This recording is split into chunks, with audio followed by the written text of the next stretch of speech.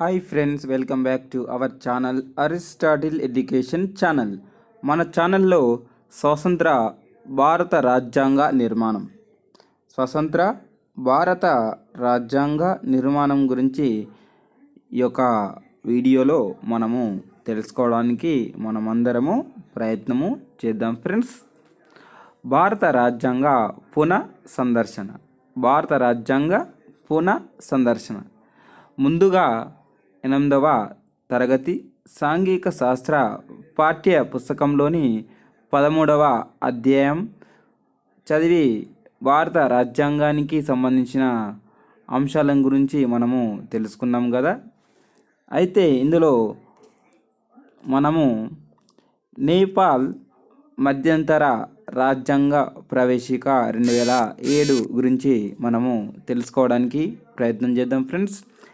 నేపాల్ ప్రజల సర్వసత్తాక ప్రభుత్వ అధికార వారసులమైన నేపాల్ ప్రజలం 2007 1951 ముందు నుంచి ఇప్పటి వరకు ప్రజలు చేపట్టిన ఉద్యమాలు, చారిత్రక పోరాటాల ద్వారా ప్రజాస్వామ్యము, శాంతి, ప్రగతిలకు అనుకూలంగా ప్రజల అభిష్టాన్ని గౌరవిస్తూ వర్గ, జాతి మూలాలు, ప్రాంత, లింగ వంటి అంశాలకు సంబంధించిన సమస్యలను పరిష్కరించి రాష్ట్రాన్ని ప్రగతిశీలంగా పునర్నిర్మించడానికి పూనుకుంటామని ప్రతిజ్ఞ చేస్తున్నాం.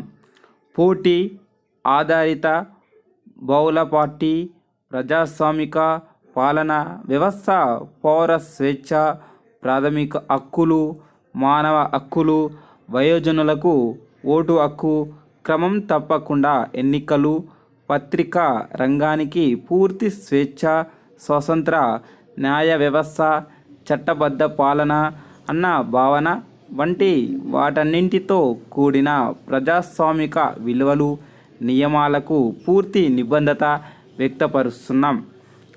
తమ కోసం తమంతటా తాము రాజ్యాంగాన్ని రూపుదిద్దుకోవడానికి భయం లేని వాతావరణంలో రాజ్యాంగ సభను ఎన్నుకోవడానికి, స్వేచ్ఛాపూరిత న్యాయమైన ఎన్నికలలో పాల్గొనడానికి నేపాల్ ప్రజలకు ఉన్న మౌలిక హక్కులకు హామీ ఇస్తున్నాం. ప్రజాస్వామ్యము, శాంతి, అభివృద్ధి, ప్రగతిశీల సామాజిక ఆర్థిక మార్పు, దేశ సర్వసత్తాక సమగ్రత, స్వతంత్రత, గౌరవాలను కేంద్రంగా ఉంచుతున్నాం. రాచరిక పాలనను రద్దు చేస్తూ నేపాల్ని సమైక్య ప్రజాస్వామిక గణతంత్ర రాజ్యంగా ప్రకటిస్తున్నాం. ఇప్పటి వరకు వివిధ విప్లవాలు, ఉద్యమాల ద్వారా సాధించిన వాటిని సంస్థాగతం చేయడానికి రాజకీయ అవగాహన ద్వారా రూపొందించిన నేపాల్ మధ్యంతర రాజ్యాంగాన్ని 2023 2007 ప్రకటిస్తున్నాం. రాజ్యాంగ సభ కొత్త రాజ్యాంగాన్ని ఏర్పాటు చేసే వరకు ఇది అమల్లో ఉంటుంది. జపాను రాజ్యాంగ ప్రవేశిక గమనిద్దాము. దీన్ని కూడా మనం జపాను రాజ్యాంగ ప్రవేశిక 1946. జపాను ప్రజలమైన మేము దేశ పార్లమెంటులోని ఎన్నికైన ప్రజాప్రతినిధుల ద్వారా మాకు రానున్న తరాలకు అన్ని దేశాలతో శాంతియుత సహకార ఫలాలను పొందాలనుకుంటున్నాం. ఈ భూమి అంతటా స్వేచ్ఛ వెల్లివిరియాలనుకుంటున్నాం. ప్రభుత్వ చర్యల ద్వారా ఎన్నడూ యుద్ధ భయాలు తిరిగి దేశాన్ని కమ్ముకోవని తీర్మానిస్తూ సర్వసత్తాక అధికారము ప్రజలలో ఉంటుందని తెలియజేస్తూ ఈ రాజ్యాంగాన్ని ప్రకటిస్తున్నాం. ప్రభుత్వము అన్నది ప్రజల పవిత్ర నమ్మకం. దీనికి అధికారము ప్రజల నుండి సంక్రమిస్తుంది. దీని అధికారాలను ప్రజాప్రతినిధుల ద్వారా అమలు చేస్తారు. దీని ఫలాలను ప్రజలు అనుభవిస్తారు. ఈ మానవతా విశ్వసూత్రము ఆధారంగా ఈ రాజ్యాంగం రూపొందింది. దీనితో విభేదించే అన్ని రాజ్యాంగాలను, చట్టాలను, నిర్ణయాలను, అధికారిక ప్రకటనలను రద్దు చేసి తిరస్కరిస్తున్నాం. జపాను ప్రజలమైన మేము ఎల్లకాలాలకు శాంతిని కోరుకుంటున్నాం. మానవ సంబంధాలను నియంత్రించే ఉన్నత ఆదర్శాల పట్ల పూర్తి అవగాహనతో ఉన్నాం. శాంతి కాముకులైన ప్రపంచ ప్రజలకు న్యాయం, ధర్మాలపై నమ్మకాన్ని ఉంచుతూ మా భద్రతను, మనుగడను కాపాడుకోవాలని స్థిరంగా నిర్ణయించుకున్నాం. శాంతిని కాపాడుకోవడానికి నిరంకుశత్వ, బానిసత్వ, అణచివేత, అసహనాన్ని భూమి మీద లేకుండా శాశ్వతంగా పారదోలడానికి పాటుపడుతున్న అంతర్జాతీయ సముదాయాల్లో ఒక సమున్నత స్థానాన్ని పొందాలని ఆశిస్తున్నాం. శాంతితో భయం అన్నవి లేకుండా ఉండడానికి, ప్రపంచ మానవాళి అంతటికీ ప్రశాంతంగా జీవించడానికి హక్కు ఉందని మేము గుర్తిస్తున్నాం. ఏ దేశమైనా సరే దాని ఒక్కదానికే బాధ్యత వహిస్తే సరిపోదు అని మేము నమ్ముతున్నాం. రాజకీయ నైతికతకు సంబంధించిన చట్టాలు విశ్వసనీయమైనవి, తమ సర్వసత్తాకను కొనసాగిస్తూ ఇతర దేశాలతో సర్వసత్తాక సంబంధాలను సమర్థించుకుంటూ అన్ని దేశాలు తన చట్టాలను గౌరవించాలి. జపాను ప్రజలమైన మేము మాకున్న అన్ని వనరులతో ఈ ఉన్నత ఆదర్శాలను సాధిస్తామని మా జాతి గౌరవాన్ని పణంగా పెట్టి ప్రతిజ్ఞ చేస్తున్నాము. అదేవిధంగా మనము నేపాల్ నేపథ్యము గురించి తెలుసుకుందాం. నేపాల్ నేపథ్యం ఇందులో భాగంగా అయితే ఇక్కడ కొన్ని గమనించాలి ఫ్రెండ్స్. ఇవాళ మనం నేపాల్ గురించి, రాజ్యాంగం గురించి తెలుసుకున్నాం. అదేవిధంగా జపాన్ రాజ్యాంగం గురించి తెలుసుకున్నాం. ఇక్కడ క్వశ్చన్లు ఇవ్వడం జరిగింది. రాజ్యాంగ ప్రవేశికలో ప్రజా ఉద్యమాలు ఎలా ప్రతిబింబిస్తాయి? నెక్స్ట్, గతం పట్ల సమీక్షలో వివిధ ప్రవేశికలలోని పోలికలు, తేడాలు ఏమిటి? 3 దేశాలలో భవిష్యత్తు సమాజము గురించి ఎటువంటి వాగ్దానాలు చేస్తారు? రాజకీయ వ్యవస్థ స్వరూపానికి సంబంధించి ఏ వాగ్దానాలు చేస్తారు? ఈ దేశాల పౌరులకు ఏ వాగ్దానాలు చేస్తారు? ఇంతకుముందు మనం సారాంశం తెలుసుకున్నాం. రాజ్యాంగ సారాంశాల గురించి ప్రవేశిక తెలుసుకున్నాము. వివిధ దేశాల యొక్క ప్రవేశికలు తెలుసుకున్నాం. అందులో ఉన్నటువంటి యొక్క క్వశ్చన్లు, అందులో ఆన్సర్ ఉన్నాయి. వాటిని సంపూర్ణంగా అర్థం చేసుకుంటే వీటికి క్వశ్చన్కు ఆన్సర్ కూడా మనము చక్కగా చేయడానికి అవకాశము ఉంటుంది ఫ్రెండ్స్. వీటిని మా కామెంట్ రూపంలో, మీకు ప్రాక్టీస్ రూపంలో మీరు యూజ్ చేసుకోవాలని ఆశిస్తున్నాను ఫ్రెండ్స్. నెక్స్ట్ వచ్చేసి ఫ్రెండ్స్, నేపాలు నేపథ్యము. 1959లో రాజు మహేంద్ర జారీ చేసిన రాజ్యాంగం కింద నేపాల్లో మొదటి ఎన్నికలు జరిగాయి. ఎక్కడ? నేపాల్లో. ఎప్పుడు? 1959లో రాజు అయినటువంటి మహేంద్ర జారీ చేసిన రాజ్యాంగం కింద నేపాల్ మొదటి ఎన్నికలు జరిగాయి. అయితే 1 సంవత్సరం తిరిగే లోపలే ఎన్నికైన ప్రభుత్వాన్ని పడదోసి అధికారాలలో అధిక భాగము తిరిగి రాజుకి కట్టబెట్టారు. ప్రజాస్వామిక ప్రాతినిధ్య ప్రభుత్వం కోసము ప్రజల నిరంతర పోరాటాలతో అంతిమంగా 1991లో ఎన్నికలు జరిగాయి. ఈ ఎన్నికలలో నేపాల్ కాంగ్రెస్ పార్టీ అత్యధిక మెజారిటీతో ప్రభుత్వాన్ని ఏర్పాటు చేసింది. ఇంకా రాజుకి ప్రభుత్వంలో పెత్తందారీ పాత్ర ఉన్న విధానంతో కమ్యూనిస్టు పార్టీ సంతృప్తి చెందలేదు. రాజరికాన్ని రద్దు చేయాలని, రాజకీయ వ్యవస్థను సమూలంగా పునర్నిర్మించాలని వాళ్ళు కోరుకున్నారు. ఈ ఉద్యమం రాచరిక అనుకూల, రాచరిక వ్యతిరేక బృందాల మధ్య సాయుధ ఘర్షణగా మారింది. 2007లో రాజరికము రద్దు కావడానికి ఈ ఉద్యమం కారణమైంది. నెక్స్ట్ చర్చలను చదవడం చదవటం ప్రభుత్వము ఎలా పని చేస్తుంది, దేశ భవిష్యత్తును ఎలా రూపొందిస్తారు వంటి అంశాలకు సంబంధించి ఏ దేశాల రాజ్యాంగమైనా కొత్త మౌలిక నిర్మాణాన్ని సిద్ధాంతాలను అందజేస్తుంది. అంటే రాజ్యాంగం 2 విధులు నిర్వర్తిస్తుందన్నమాట. ఫస్ట్ వన్ ఏంటంటే పౌరుల హక్కులు బాధ్యతలను పేర్కొనడం. పౌరుల హక్కులు బాధ్యతలను పేర్కొనడం. ప్రభుత్వము దాన్ని అంగాలైన కార్యనిర్వాహక, శాసన, న్యాయ శాఖల వంటి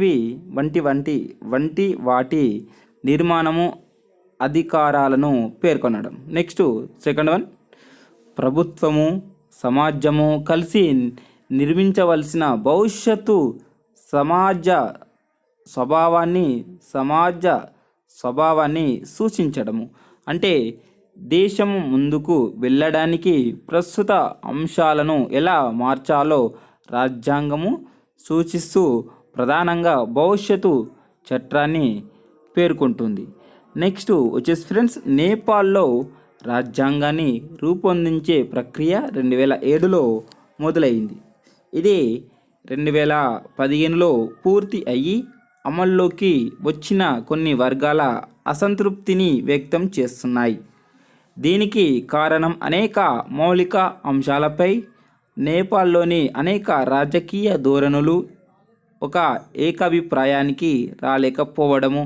అంటే రాజ్యాంగాన్ని రూపొందించే ప్రక్రియ చర్చలు, వాదాలు, అభిప్రాయ భేదాలను పరిష్కరించడము, పరస్పర విరుద్ధ భావాలు ఉన్న వాళ్ళందరికీ ఆమోదయోగమయ్యే చట్టాన్ని రూపొందించడం.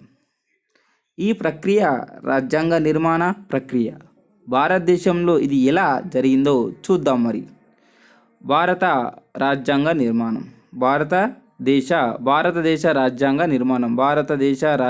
నిర్మాణం ఇందులో మనం గమనించినట్లయితే ఫ్రెండ్స్, భారతదేశ రాజ్యాంగాన్ని రాజ్యాంగ సభ రూపొందించి ఆమోదించింది.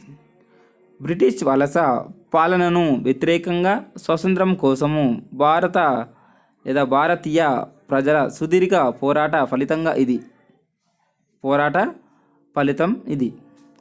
భారతదేశానికి స్వతంత్రము ఇవ్వాలని బ్రిటిష్ ప్రభుత్వం నిర్ణయించడంతో తమను తాము పాలించుకోవడానికి తమకు దీర్ఘకాల లక్ష్యాలు నిర్దేశించుకోవడానికి భారత ప్రజలకు కొత్త రాజ్యాంగం అవసరమైంది.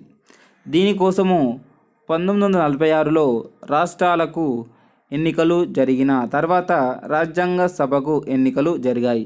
రాజ్యాంగ సభ సభ్యులను రాష్ట్ర శాసనసభలు పరోక్షంగా ఎన్నుకున్నాయి. 1946లో ఏర్పాటైన కేబినెట్ మిషన్ ప్రతి రాష్ట్రానికి, ప్రతి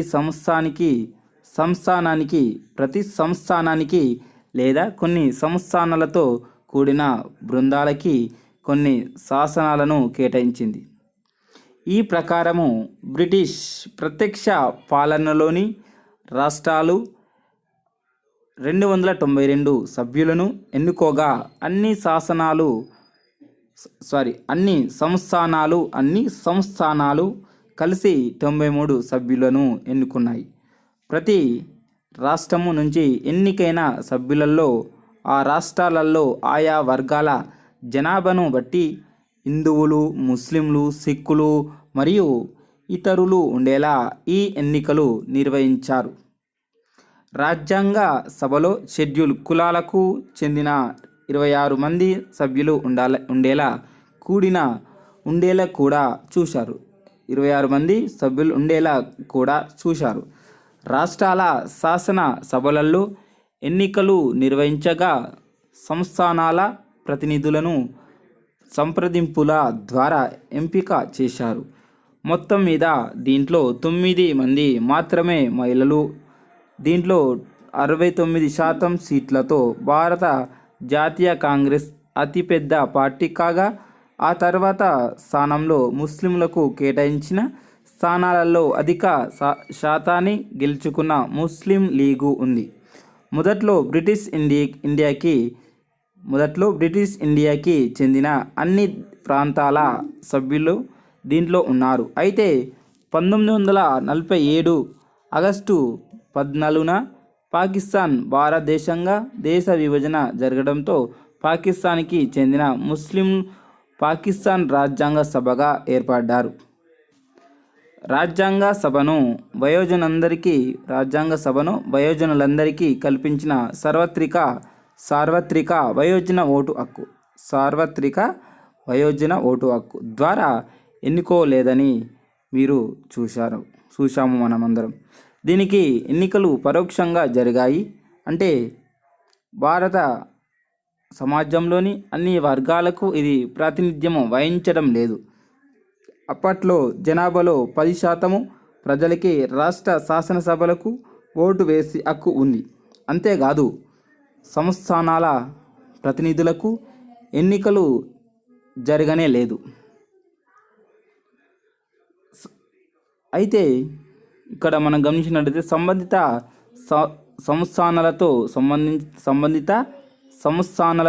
చర్చల ద్వారా వీళ్లను ఎంపిక చేశారు.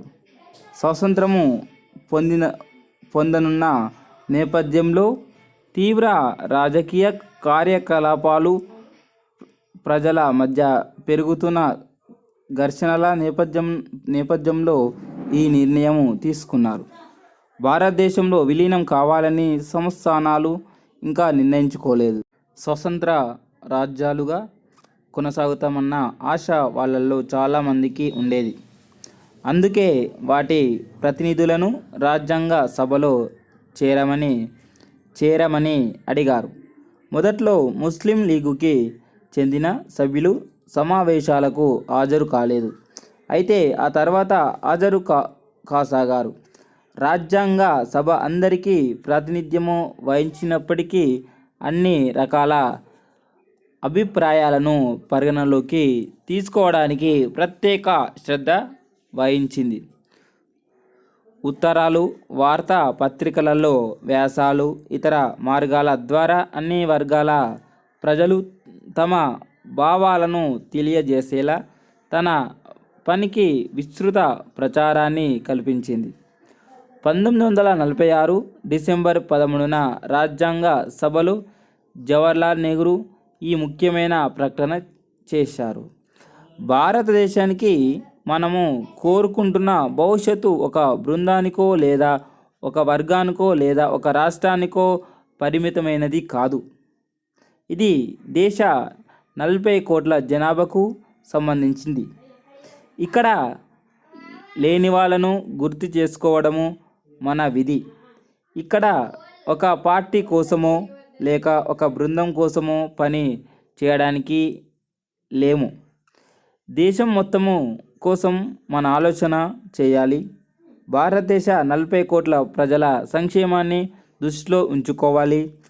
మన స్వార్థాల నుంచి, పార్టీ వివాదాల నుంచి సాధ్యమైనంత వరకు బయటపడి మన ముందున్న పెద్ద సమస్య గురించి అత్యంత విస్తృత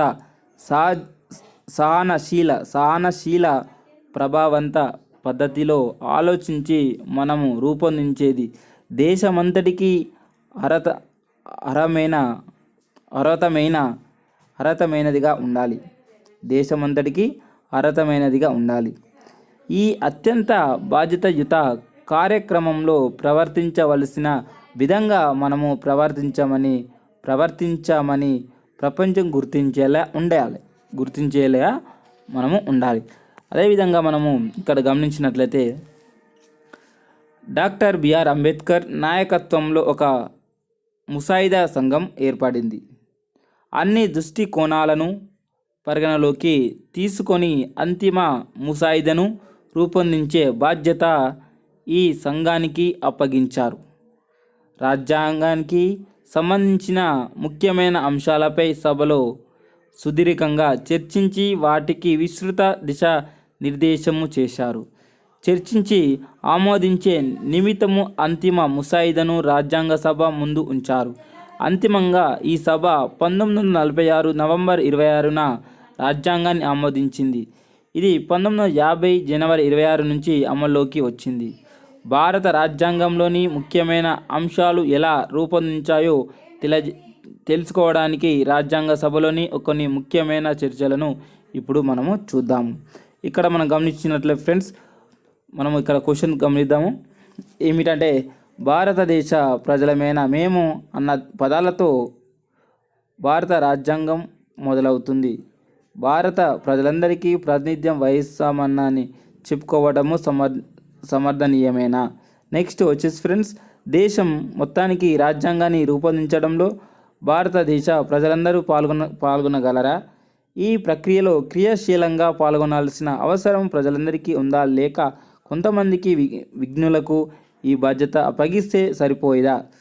నెక్స్ట్, పాఠశాల మొత్తానికి ఒక రాజ్యాంగాన్ని ఏర్పాటు చేయాల్సి ఉంటే ఎవరెవరు అందులో భాగస్వాములు కావాలి, ఎలా భాగస్వాములు కావాలి? ఇలాంటి క్వశ్చన్స్కు మీరు కామెంట్ రూపంలో ఇస్తే బాగుంటుందని నేను ఆశిస్తాను ఫ్రెండ్స్. మీకు ఎంతగానో మనకు ఉపయోగకరిస్తుందని నేను ఆశిస్తాను. నెక్స్ట్ వచ్చేసి ఫ్రెండ్స్, భారత రాజ్యాంగ చర్చలను చదవడం. భారత రాజ్యాంగ సభ చర్చలను చదవడం. ఇందులో 1948లో 1948లో రాజ్యాంగ సభ ముందు బిఆర్ అంబేద్కర్ రాజ్యాంగ ముసాయిదాను ఉంచాడు. అతడి ఉపన్యాసంలోని కొత్త భాగాన్ని ఇక్కడ చూసాం. భారతదేశ రాజ్యాంగ సభ ప్రొసీడింగ్స్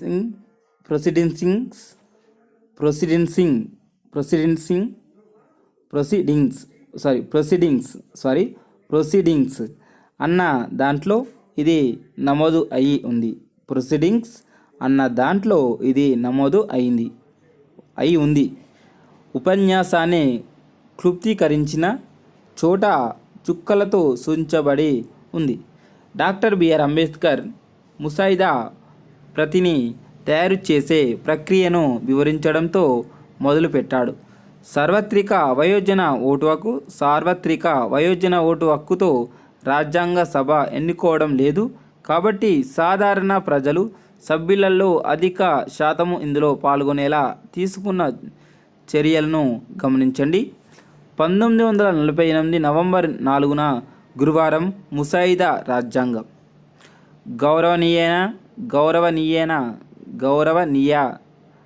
గౌరవనీయ డాక్టర్ బిఆర్ అంబేద్కర్ అధ్యక్ష ముసాయిదా సంఘము తయారు చేసిన ముసాయిదా రాజ్యాంగాన్ని మీ ముందు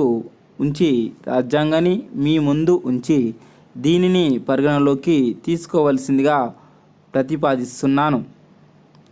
రాజ్యాంగ సభ తీసుకున్న వివిధ నిర్ణయాలకు అనుగుణంగా కేంద్ర అధికారాల సంఘము, కేంద్ర రాజ్యాంగ సంఘము, రాష్ట్రాల రాజ్యాంగ సంఘము, ప్రాథమిక హక్కుల, అల్పసంఖ్య వర్గాలు, గిరిజన ప్రాంతాలు వంటి వాటిపై రాజ్యాంగ సభ ఏర్పాటు చేసిన సలహా సంఘాల నివేదికల ఆధారంగా రాజ్యాంగాన్ని తయారు చేసే బాధ్యతను రాజ్యాంగ కమిటీకి అప్పగించారు.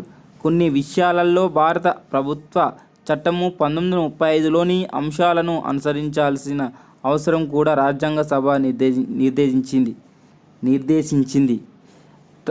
తనకి ఇచ్చిన ఆదేశాలను ముసాయిదా సంఘము నిజాయితీతో పాటించిందన్న విషయాన్ని మీరు గమనిస్తారని ఆశిస్తున్నాను.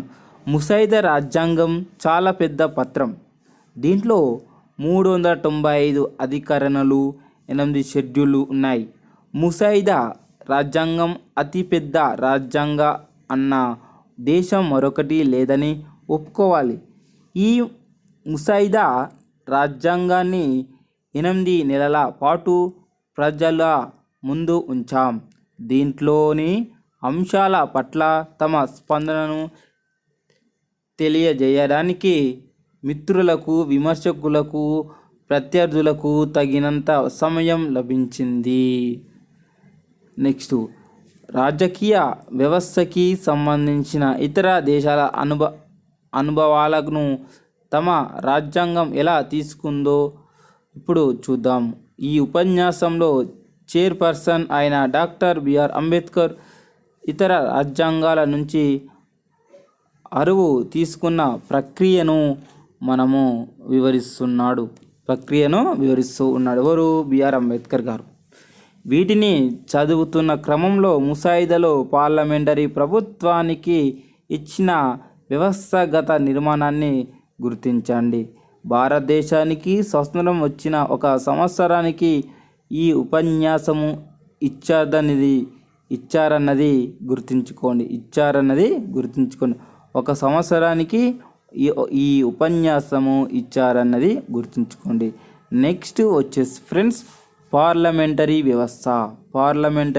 వ్యవస్థ రాజ్యాంగాన్ని చేతిలో పడేస్తే చట్టానికి సంబంధించిన ఏ విద్యార్థి అయినా సరే 2 ప్రశ్నలు వేస్తారు. మొదటిది, ఏర్పాటు చేస్తున్న ప్రభుత్వ రూపము ఏమిటి? రెండవది, రాజ్యాంగ రూపం ఏమిటి? నేను మొదటి ప్రశ్నతో మొదలుపెట్టాను. రాజ్యాంగ ముసాయిదాలో భారత సమైక్య అధిపతిగా అధ్యక్షుడు ఉంటారు. ఈ పేరు అమెరికా అధ్యక్షుడిని గుర్తుకు తెస్తుంది. అయితే పేర్లకు మించి అమెరికాలోని ప్రభుత్వానికి ముసాయిదా రాజ్యాంగం ప్రతిపాదిస్తున్న ప్రభుత్వానికి ఏమాత్రము పోలిక లేదు. అమెరికా ప్రభుత్వాన్ని అధ్యక్ష తరహా వ్యవస్థ ప్రభుత్వం అంటారు. చూడండి, అమెరికా ప్రభుత్వాన్ని అధ్యక్ష తరహా వ్యవస్థ ప్రభుత్వం అని కూడా పిలుస్తాము. ముసాయిదా రాజ్యాంగం పార్లమెంటరీ ప్రభుత్వాన్ని ప్రతిపాదిస్తుంది. ఈ రెండిటికి మౌలిక తేడాలు ఉన్నవి. అవి ఏమిటంటే, అమెరికాలోని అధ్యక్ష తరహా వ్యవస్థ ప్రభుత్వంలో కార్యనిర్వాహక వర్గానికి అధిపతిగా అధ్యక్షుడు ఉంటాడు. పరిపాలన బాధ్యత అతడి కింద ఉంటుంది. ముసాయిదా రాజ్యాంగంలోని బ్రిటిష్ రాజ్యాంగంలోని రాజు స్థానంలో ఉంటాడు. చూడండి, రాజ్యాంగంలోని అధ్యక్ష బ్రిటిష్ రాజ్యాంగంలోని రాజు స్థానంలో ఉంటాడు. అతడు రాజ్యానికి అధిపతి కానీ కార్యనిర్వాహక వర్గానికి కాదు. చూడండి, గమనించాలి ఇక్కడ. అతడు రాజ్యానికి అధిపతి కానీ కార్యనిర్వాహక వర్గానికి కాదు. అతడు దేశానికి ప్రాతినిధ్యం వహిస్తాడు కానీ దేశాన్ని పాలించడము అతడు దేశానికి ప్రతీక. పరిపాలనలో అతడి స్థానము అలంకారప్రాయం. అతడి ముద్ర ద్వారా దేశ నిర్ణయాలను తెలియజేస్తారు. అమెరికా రాజ్యాంగం ప్రకారము అధ్యక్షుడిని కింది వివిధ శాఖలకు బాధ్యత వహిస్తూ సెక్రటరీలు ఉంటారు. ఇక్కడ కూడా ఈ రెండిటికి మధ్య మౌలికమైన తేడా ఉంది. తన సెక్రటరీలు ఇచ్చే సలహాలకు అమెరికా అధ్యక్షుడు కట్టుబడి ఉండాలని లేదు.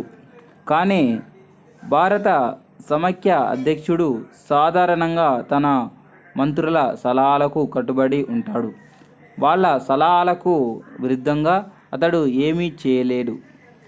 అదేవిధంగా వాళ్ళ సలహాలు లేకుండా కూడా ఏమీ చేయలేడు. అమెరికా అధ్యక్షుడు ఏ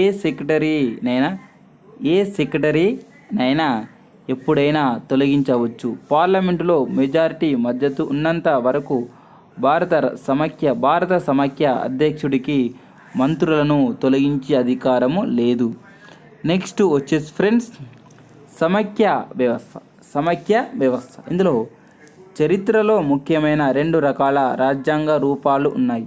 అవి ఏమిటంటే, ఒకదానిని ఏకీకృత విధానమని, రెండవ దానిని సమైక్య విధానమని అని పిలుస్తారు. ఫస్ట్ అనేది ఏకీకృత విధానమని, రెండవ దాన్ని సమైక్య విధానమని పిలుస్తూ ఉంటాము. ఏకీకృత రాజ్యాంగంలోని 2 ముఖ్యమైన అంశాలు ఉన్నవి. అవి ఏమిటంటే, ఫస్ట్ వన్ కేంద్ర రాజతంత్రం అంటే ప్రభుత్వ విధానం లేదా రాజకీయ నిర్మాణం యొక్క సర్వ ఆధిక్యత, సర్వ ఆధిక్యత. సెకండ్ వన్, ఉప సర్వసత్తాక రాజ్యతంత్రాలు లేకపోవడము ఇందుకు విరుద్ధంగా సమైక్య విధాన రాజ్యాంగంలో. ఇందులో ఫస్ట్ వన్, కేంద్ర రాజ్యతంత్రంతో పాటు ఉప రాజ్యతంత్రాలు కూడా ఉండడం. సెకండ్ వన్, ఇందులో వాటికి కేటాయించిన రంగాలలో ఈ రెండు సర్వసత్తాకత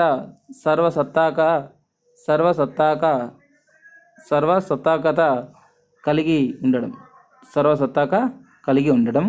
ఇంకో మాటల్లో చెప్పాలంటే సమైక్య వ్యవస్థ అంటే ద్వంద్వ రాజ్యతంత్రాన్ని ఏర్పాటు చేయడం, అంటే కేంద్ర రాష్ట్రాలతో కూడిన ద్వంద్వ ప్రభుత్వాల విధానం. ముసాయిదా రాజ్యాంగాన్ని సమైక్య విధాన రాజ్యాంగంగా పేర్కొనవచ్చు. ఇది ద్వంద్వ రాజ్యతంత్రాన్ని ఏర్పాటు చేస్తుంది. ప్రతిపాదిత రాజ్యాంగంలోని ద్వంద్వ రాజ్యతంత్రం కింద కేంద్రంలో కేంద్ర ప్రభుత్వం, వాటి పరిధులలో రాష్ట్ర ప్రభుత్వాలు ఉంటాయి. చూడండి, కేంద్ర ప్రభుత్వము, చూడండి మరొకసారి, ప్రతిపాదిత రాజ్యాంగంలోని ద్వంద్వ రాజ్యతంత్రము కింద కేంద్రంలో కేంద్ర ప్రభుత్వము, వాటి పరిధులలో రాష్ట్ర ప్రభుత్వాలు ఉంటాయి. రాజ్యాంగము వాటికి కేటాయించే రంగాలలో అవి సర్వసత్తాక అధికారాలను కలిగి ఉంటాయి. ఈ ద్వంద్వ రాజతంత్ర విధానము అమెరికా రాజ్యాంగాన్ని పోలి ఉంటుంది. అమెరికా రాజతంత్రము కూడా ద్వంద్వ రాజతంత్రమే. వీటిలో ఒకదానిని ఫెడరల్ ప్రభుత్వం అని, రెండవ దానిని రాష్ట్ర ప్రభుత్వం అని అంటారు. ముసాయిదా రాజ్యాంగంలో కేంద్ర రాష్ట్ర ప్రభుత్వాల మాదిరి అన్నమాట. అమెరికా రాజ్యాంగము ప్రకారము ఫెడరల్ ప్రభుత్వము కేవలము రాష్ట్రాల కూటమి కాదు, అలాగే రాష్ట్రాల పాలనా అంగాలు ఫెడరల్ ప్రభుత్వ శాఖలు కావు. ఇదే విధంగా ముసాయిదా రాజ్యాంగంలో ప్రతిపాదించిన భారతదేశ రాజ్యాంగం కేవలము రాష్ట్రాల కూటమి కాదు, రాష్ట్ర పాలనా విభాగాలు కేంద్ర ప్రభుత్వ శాఖలు కావు. భారతదేశ అమెరికా రాజ్యాంగాల మధ్య పోలిక ఇక్కడితో అంతం అవుతుంది. ఈ రెండిటికి మధ్య పోలిక కంటే తేడాలు ప్రస్తుతంగా ఉన్నాయి. ప్రతిపాదిత భారత రాజ్యాంగము ఒకే పౌరసత్వంతో ఉండే ద్వంద్వ రాజతంత్రము. మొత్తము భారతదేశానికి ఒకే పౌరసత్వం ఉంటుంది, రాష్ట్రాల పౌరసత్వము ఉండదు. ప్రతి భారతీయుడు ఏ రాష్ట్రంలో ఉంటున్నప్పటికీ ఒకే రకమైన పౌరసత్వ హక్కులు కలిగి ఉంటాడు. భారత సమైక్య వ్యవస్థలో ఉన్న మరొక ప్రత్యేక అంశము ఇతర సమైక్య వ్యవస్థలకు భిన్నంగా నిలుపుతుంది. అధికార పంపిణీతో ప్రత్యేక శాసన, కార్యనిర్వాహక, న్యాయ అధికారాలతో ఉండే ద్వంద్వ రాజతంత్రాలతో కూడిన సమైక్య వ్యవస్థలో భిన్న చట్టాలు, పరిపాలన, న్యాయ రక్షణ ఏర్పడము అనివార్యమవుతుంది. కొంతమేరకు ఈ వైవిధ్యతను పట్టించుకోన అవసరం లేదు. స్థానిక అవసరాలు, స్థానిక పరిస్థితులకు అనుగుణంగా ప్రభుత్వ అధికారాలను మార్చుకునే ప్రయత్నంగా దీనిని స్వాగతించవచ్చు. అయితే ఒక స్థాయిని దాటి ఈ వైవిధ్యత ఉంటే అది గందరగోళాన్ని సృష్టిస్తుంది. అలా అనేక సమైక్య దేశాలలో గందరగోళాన్ని సృష్టించింది. వివాహానికి విడాకులకు, ఆస్తుల వారసత్వానికి, కుటుంబ సంబంధాలకు, ఒప్పందాలకు, నేరాలకు, తూనికలు, కొలతలకు, బిల్లులు, చెక్కులకు, బ్యాంకింగు, వాణిజ్యానికి, న్యాయం పొందే విధానాలకు, పరిపాలనకు సంబంధించిన ప్రామాణికాలు పద్ధతులకు సమైక్యలో 20 రాష్ట్రాలు ఉన్నాయనుకుంటే 20 రకాల చట్టాలుంటే పరిస్థితి ఎలా ఉంటుందో ఊహించుకోండి. ఇటువంటి వ్యవహారము రాష్ట్రాలను బలహీనపరచడమే కాకుండా ఒక రాష్ట్రం నుంచి మరొక రాష్ట్రానికి వెళ్ళే పౌరులను సహించదు. ఆ పౌరులు ఒక రాష్ట్రంలో చట్టబద్ధమైనది మరో రాష్ట్రంలో కాదని తెలుసుకుంటారు. భారతదేశము సమైక్య వ్యవస్థగా ఉండి అదే సమయంలో భారతదేశ ఐక్యతను కాపాడడానికి అవసరమైన అన్ని మౌలిక అంశాలలో సారూప్యతను కలిగి ఉండేలా విధానాలను బాధ్యతలను రూపొందించడానికి ముసాయిదా రాజ్యాంగం ప్రయత్నించింది. ఇందుకు ముసాయిదా రాజ్యాంగం 3 విధానాలను అవలంబించింది. అవేమిటంటే ఫస్ట్ వన్ ఏంటిది? ఒకే న్యాయ వ్యవస్థ.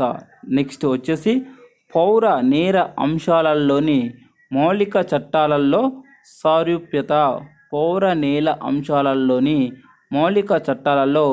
సారూప్యత. నెక్స్ట్ థర్డ్ వన్ ఏంటండి? ముఖ్యమైన పదవులలో నియమించడానికి దేశమంతటికి అఖిల భారత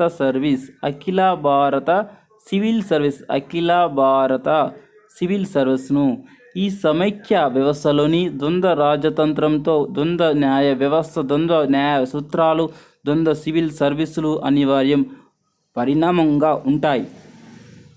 అమెరికాలో సమైక్య న్యాయ వ్యవస్థ, రాష్ట్ర న్యాయ వ్యవస్థ రెండు వేరు, వేటికవి స్వతంత్రమైనవి. భారత సమైక్యలో ద్వంద్వ న్యాయతంత్రాలు ఉన్నప్పటికీ ద్వంద్వ న్యాయ వ్యవస్థలు లేవు. హైకోర్టు సుప్రీంకోర్టు ఒకే సమగ్రత న్యాయ వ్యవస్థలో భాగం. రాజ్యాంగ చట్టము, పౌర చట్టము, నేర చట్టాల కింద అన్ని విషయాలలో వీటి పరిధి ఉండి న్యాయం చేకూర్చే విధానంలో వైవిధ్యత లేకుండా చట్టానికి ఎలా చేశారు? చట్టాన్ని న్యాయ వ్యవస్థ లేకుండా చూడండి, ఇక్కడ చూడాలి ఫ్రెండ్స్. న్యాయ వ్యవస్థలో భాగం. మరొకసారి, హైకోర్టు సుప్రీంకోర్టు ఒకే సమగ్రత న్యాయ వ్యవస్థలో భాగం. రాజ్యాంగము, చట్టము, పౌర చట్టము, నేర చట్టాల కింద అఖిల విషయాలలో వీటి పరిధి ఉండి న్యాయం చేకూర్చే విధానంలో వైవిధ్యత లేకుండా చేయడానికి ఇలా చేశారు. దీనికి కెనడా దేశం ఒకటే చాలా వరకు సమీప పోలిక కలిగి ఉంది. ఆస్ట్రేలియా యొక్క విధానం ఇది ఒకటే అనిపిస్తాయి, కానీ ఒకటే కావు. వివరణ: కొన్ని సమైక్య దేశాలలో రాష్ట్రాలకు సంబంధించిన చట్టాలలో రాష్ట్ర కోర్టులు ఇచ్చిన తీర్పులను సుప్రీంకోర్టు మార్చలేదు. కానీ భారతదేశంలో కింది కోర్టు ఏదైనా ఇచ్చిన తీర్పుపై సుప్రీంకోర్టు విచారణ చేపట్టి తీర్పు చెప్పవచ్చు. అదేవిధంగా మనము తెలుసుకున్నట్లయితే పౌర వ్యాపార జీవితాలకు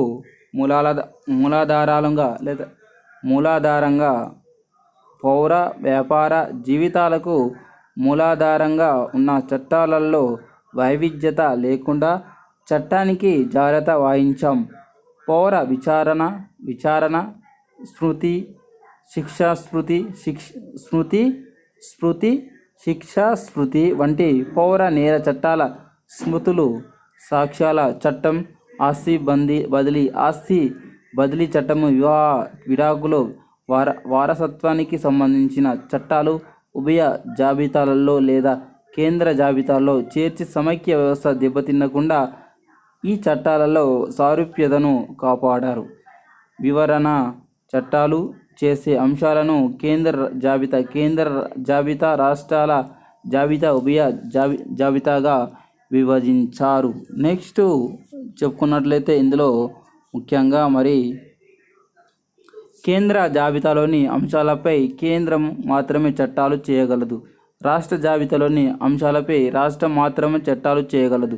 ఉభయ జాబితాలోని అంశాలపై రాష్ట్రాలు కేంద్రము రాష్ట్రాలు కేంద్రము చట్టాలు చేయవచ్చు. దీనికి ఉభయ జాబితాలలోని అంశాలపైన రాష్ట్రాలు కేంద్రము చట్టాలు చేయవచ్చు. అయితే కేంద్రం చేసే చట్టానికి విరుద్ధంగా రాష్ట్రం చట్టం చేస్తే కేంద్రం చేసిన చట్టము మాత్రమే చెల్లుబాటు అవుతుంది. సమైక్య వ్యవస్థలో భాగంగా ఉండే ద్వంద్వ రాజ్యతంత్రాలలో అన్ని దేశాలలో ద్వంద్వ సేవల విధానాన్ని అవలంబించారు. అన్ని సమైక్యాలలో సమైక్య సివిల్ సర్వీసు, రాష్ట్ర సివిల్ సర్వీసు ఉన్నాయి. భారతదేశం ద్వంద్వ రాజ్యతంత్ర అయినప్పటికీ ఈ ఒక అంశము మినహాయించి ద్వంద్వ సేవలు ఉంటాయి. ప్రతి దేశంలోనూ పరిపాలనా ప్రామాణికాలను కాపాడే దృష్టికోణము నుంచి పరిపాలనా వ్యవస్థలో కొన్ని కీలకమైన పదవులు ఉంటాయి. అతి పెద్ద సంక్లిష్టమైన పరిపాలనా యంత్రాంగంలో ఇటువంటి పదవులను గుర్తించడం కష్టమే. అయితే ఇటువంటి కీలక పదవులకు నియమించే వ్యక్తుల సామర్థ్యాన్ని బట్టి పరిపాలనా ప్రామాణికాలు ఆధారపడి ఉంటాయని చెప్పడంలో సందేహం లేదు. అయితే అదృష్టవశాత్తు దేశం మొత్తానికి ఒకే విధంగా ఉన్న గత పాలనా వ్యవస్థ నుంచి ఈ కీలకమైన పదవులు ఏవో మనకి తెలుసు. రాష్ట్రాలు తమ ప్రత్యేక సివిల్ సర్వీసును ఏర్పరచుకునే హక్కుకు భంగం కలిగించకుండా భారతదేశమంతటా ఇటువంటి కీలక పదవులలో నియమించడానికి ఒకే అర్హత, ఒకే రకమైన వేతనంతో అఖిల భారత స్థాయిలో ఎంపిక అఖిల భారత సర్వీస్ ఉంటుంది. అంటే అంబేద్కర్ ఇక్కడ public service commission IAS, IPS ఏర్పాటు గురించి ప్రస్తావిస్తున్నాడు. రాష్ట్ర కేంద్ర ప్రభుత్వాలలోని ముఖ్యమైన పదవులకు దీని ద్వారా నియామకము జరుగుతుంది. నెక్స్ట్ క్లాసులో మనము రాజ్యాంగము సభలోని చర్చలలో విమర్శలకు ఉదాహరణల గురించి ఆయా అంశాల గురించి మనము సెకండ్ పార్ట్లో మనము తెలుసుకోవడానికి ప్రయత్నం చేద్దాం ఫ్రెండ్స్.